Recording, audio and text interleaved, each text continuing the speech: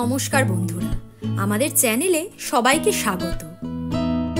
তো একটা লম্বা ইন্টারভ্যালের পর আমরা ফিরলাম আমাদের পরবর্তী ভিডিও নিয়ে, যেটি আমাদের শেষবার হিমাচল ভ্রমণের সর্বশেষ গন্তব্য খোজ্জিয়ারকে কেন্দ্র করে বানানো।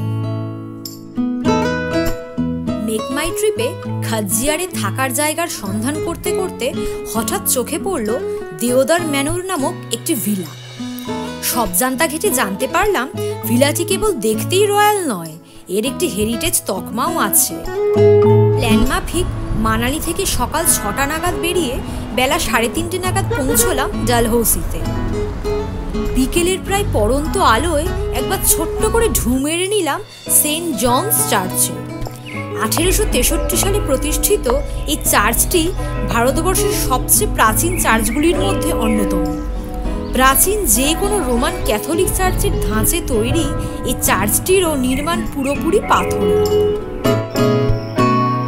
চার্চ থেকে বেরিয়ে চাম্বা রোড ধরে আরও ঘণ্টাখানেক যাওয়ার পর মূল খোজ্জিয়ারে তো পৌঁছলাম, কিন্তু সেখান থেকে কাদায় ঢাকা রাস্তা দিয়ে দেওদার ম্যানর অবধি পৌঁছতে যথেষ্ট বেগ পেতে হলো।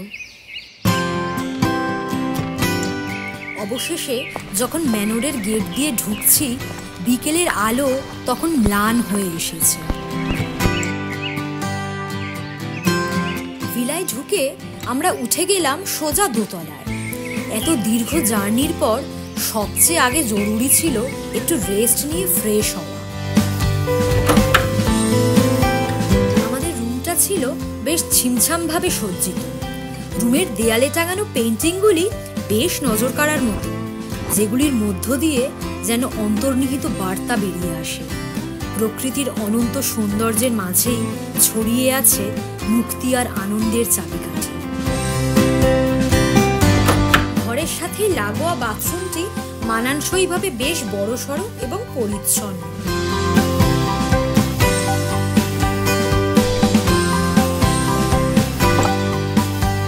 একটু বসতে না বসতেই এসে হাজির হলো আমাদের আগে থেকে অর্ডার করা সান্ধ্য স্ন্যাক্স।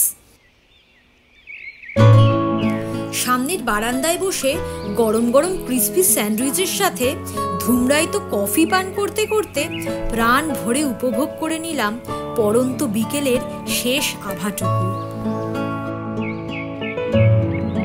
পেট পুজো সেরে আমরা ভিলার অন্দরমহল ঘুরে দেখতে বেরোলাম। ভিলার ইন্টেরিয়র ডেকোরেশন দেখলেই বোঝা যায় আর্টের বিষয় মনোজ্ঞ ব্যক্তি বিশেষ যত্ন নিয়ে অন্দরমহল সাজিয়েছেন। ডেকোরেশনে একই সাথে ঐতিহ্য এবং আধুনিকতার মেলবন্ধন লক্ষ্য করা যায়।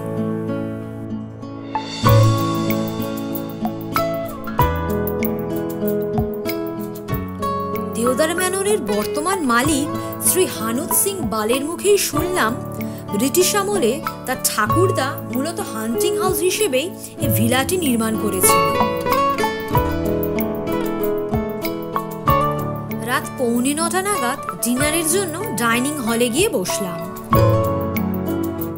ওই কনকনে ঠান্ডায় ঘি মাখানো গরম গরম রুটি দিয়ে জমিয়ে উদরপূর্তি করে দিন শেষ করলাম।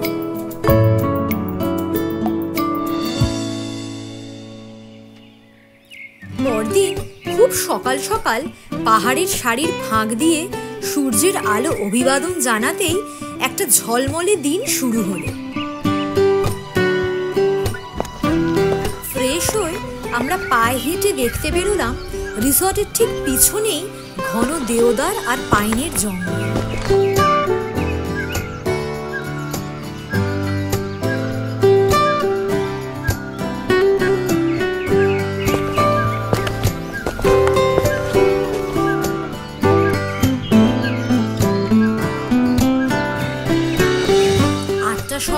নাগাদ ফিরে এলাম ভিলায়।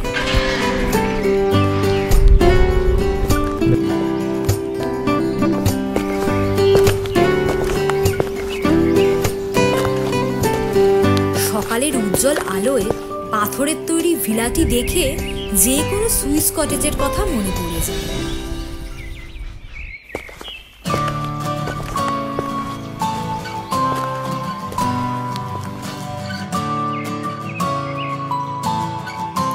আলুর পরোটা আর দই দিয়ে ব্রেকফাস্ট সেরে বেরিয়ে পড়লাম খাজিয়ার লেক দেখতে, যেটিকে ভারতের মিনি সুইজারল্যান্ড আখ্যা দেওয়া হয়ে থাকে। সারি সারি পাইন দিয়ে ঘেরা প্রকাণ্ড সীমানার এপারে গল্ফ কোর্সের মতো বিশাল মাঠ, আর মাঠের মাঝখানে একটা জলাশয়। এরকম অপূর্ব প্রাকৃতিক শোভার মাঝখানে বিভোর না হয়ে উপায় কি? খাজিয়ার লেকের মনোমুগ্ধকর পরিবেশে অপূর্ব সময় কাটিয়ে আশেপাশে টুকটাক ঘুরে দেখতে বেরোলাম।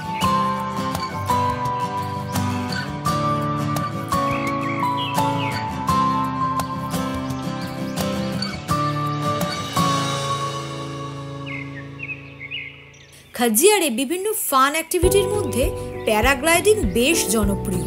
বরফে ঢাকা শ্বেত শুভ্র পাহাড় আর পাইনের সারির উপর দিয়ে পাখির মতো উড়ে যাওয়ার এমন অভিজ্ঞতা উপভোগ্য বইকি।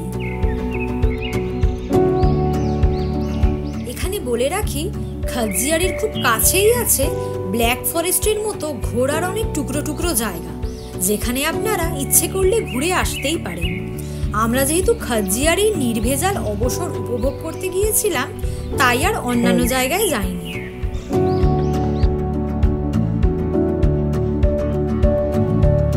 মজার ব্যাপার হলো দুপুরে খেতে বসে খাজিয়ারের মতো জায়গায় লাঞ্চে যে পাতে ঘিয়ের সুগন্ধে ভরা গোবিন্দভোগ চালের খিচুড়ি পড়তে পারে, এই ব্যাপারটা সত্যি স্বপ্নাতীত ছিল।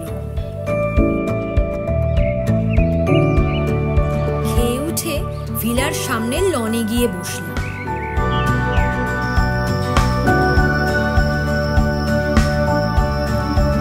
সন্ধ্যার দেওদার ম্যানরের রূপটা বেশ অন্যরকম।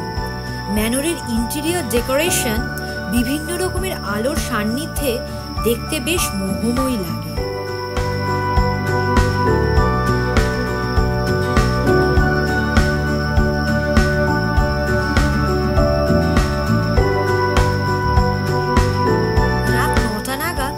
সেরে বিশ্রাম নিতে গেলাম। পাহাড় আর পাইন বনের সাথে আমাদের খাজিয়ার ভ্রমণের সাক্ষী হয়ে রইল নক্ষত্র খচিত রাত্রি।